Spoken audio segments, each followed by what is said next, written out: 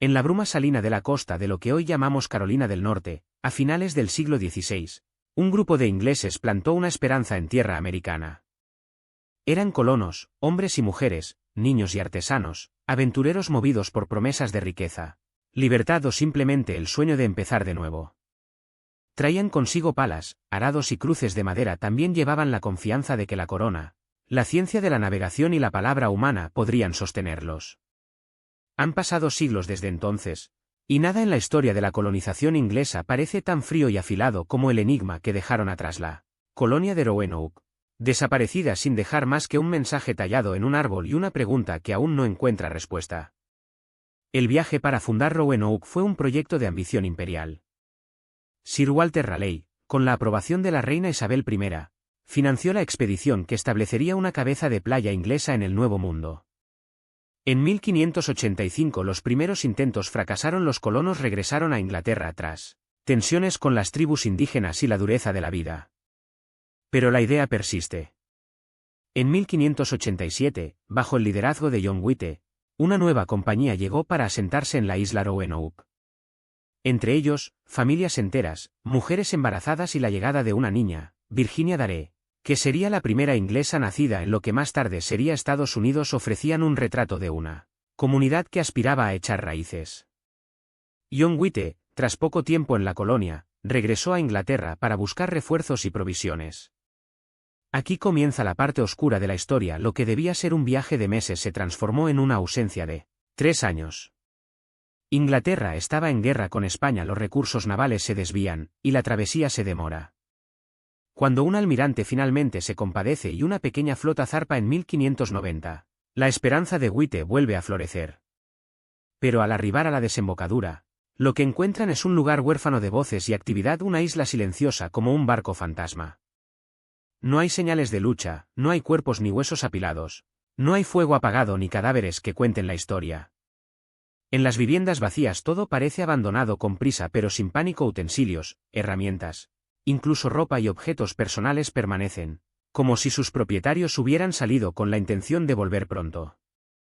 Las vallas y enramadas que circundaban la aldea no muestran pruebas de una batalla reciente.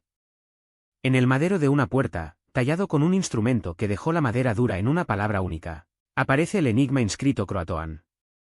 En otro árbol, más distante, las letras CRO habían sido grabadas, interrumpiendo la narración a mitad de camino. No hay una cruz que señalice peligro o coerción. La ausencia de este símbolo, en términos prácticos, es tan significativa como la presencia del nombre. Croatoan. Podía referirse a la isla cercana donde los Croatoan, un pueblo nativo aliado con los ingleses, vivían, o a la tribu misma. Fue la indicación de que los colonos se fueron voluntariamente hacia los Croatoan, buscando refugio y asilo entre un pueblo que conocían y con quien habían tenido intercambios. ¿O era la pista de un destino forzado, un rastro que pretendía ser seguido por rescatadores? La inscripción fue el único rastro evidente. No existían cartas, no había diarios desordenados ni vestigios de saqueo masivo. La casa de los White incluso conservaba un medallón con la impresión de la reina intacto.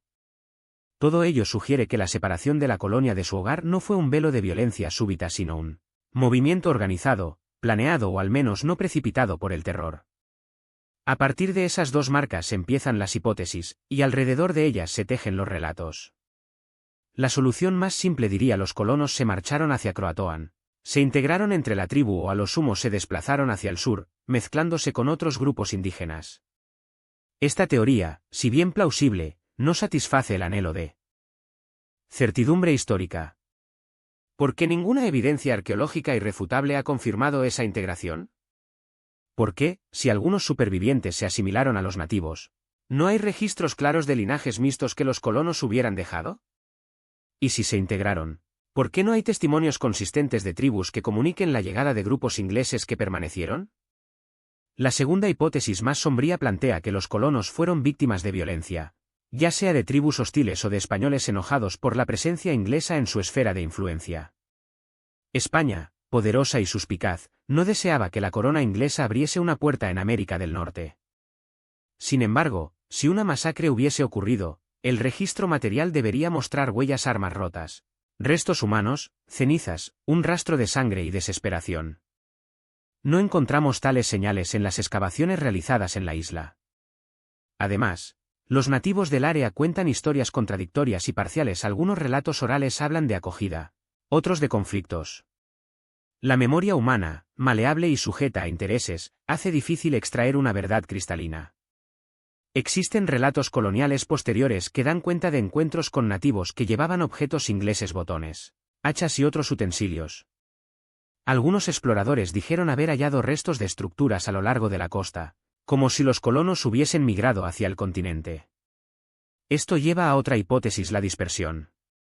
Tal vez la colonia no se movió como un cuerpo único, sino que se fracturó en grupos, cada uno siguiendo rutas distintas para aumentar las probabilidades de supervivencia.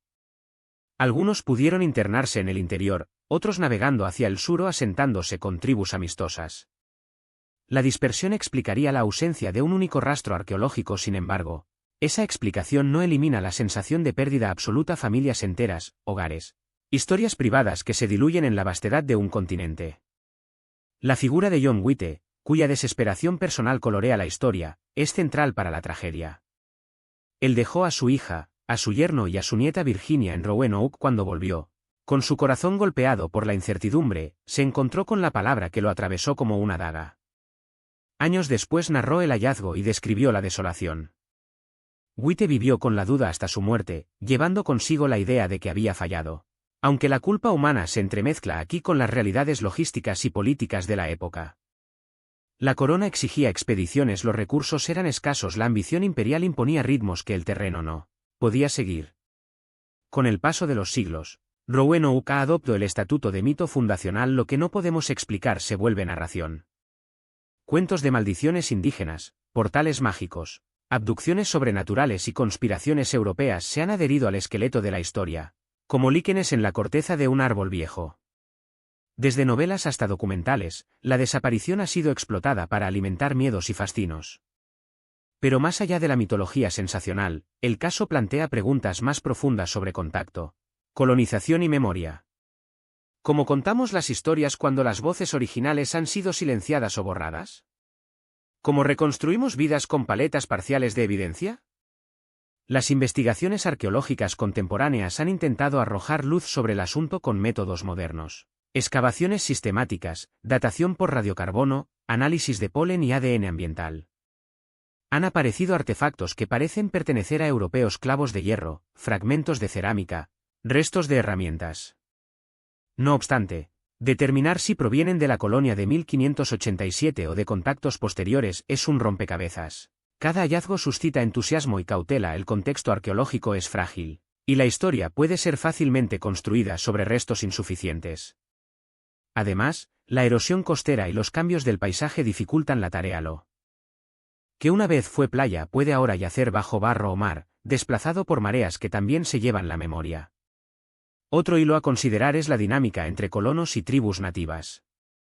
La relación entre los ingleses y los pueblos como los croatoan era compleja, una mezcla de intercambio, dependencia, tensión y a veces alianza. Los ingleses necesitaban alimentos, guías y alianza política. Los nativos podían ver en estos recién llegados una oportunidad estratégica para inclinar la balanza frente a tribus rivales o para obtener tecnología. En este sentido, la hipótesis de la integración cultural no es menor. Podría inclusive ofrecer una interpretación más humana que la imagen romántica de colonos aislados y heroicos. Pero aceptar que estos hombres y mujeres hubieran optado por convertirse en parte de otras comunidades implica reconocer que los límites rígidos que pensamos entre civilizaciones no siempre fueron tan contundentes en la práctica. Hay, sin embargo, una posibilidad que muchos hallan inquietante: la de un destino provocado por una enfermedad. Las epidemias, que a menudo acompañaron el intercambio atlántico, aniquilaron poblaciones enteras en poco tiempo. Una fiebre desconocida, alimentada por condiciones insalubres y la falta de inmunidad, pudo diezmar a los colonos y forzar a los sobrevivientes a huir. Si la muerte fue sigilosa, consumiendo sin dejar escenas de combate, la colonia habría desaparecido en silencio. Pero, de nuevo, la falta de cadáveres hace la conjetura difícil de probar. Los huesos se degradan y las condiciones ambientales no favorecen su preservación. Asimismo, los grupos indígenas pudieron haber practicado entierros no visibles para los europeos. La dimensión simbólica de Croatoan merece ser remarcada: una palabra sola que invita a pensar una dirección. una interpretación, un destino. No es solo una pista, es un relicario de posibilidades. La precisión de su tallado indica deliberación. Alguien quiso dejar un mensaje comprensible, una señal para quienes regresaran. Pero la ausencia de más pistas, la falta de una cruz, de un mapa, de un fragmento de diario es lo que convierte la escena en un misterio de carácter casi ritual. Es como si la desaparición hubiera sido una transición de una forma de vida a otra, de la presencia visible a la manera en que la historia y la imaginación pueblan un hueco. La pérdida de Roanoke ha generado también lecciones sobre el poder de la ausencia. A veces, lo que no está habla más fuerte que cualquier documento. El vacío obliga a la reconstrucción, a llenar con hipótesis nuestras propias limitaciones. Lo que hace inquietante y al mismo tiempo fascinante este caso es que la desaparición es a la vez cotidiana y extraordinaria. Cotidiana porque el desplazamiento, la migración y la fusión cultural son procesos comunes en la historia humana. Extraordinaria porque la manera en que fue borrada toda traza es inusitada. Actividades rutinarias como cultivar, pescar o construir pueden ser arrastradas por una conjunción de factores: clima, conflicto, enfermedad, política, y dejar como rastro solo palabras talladas en madera.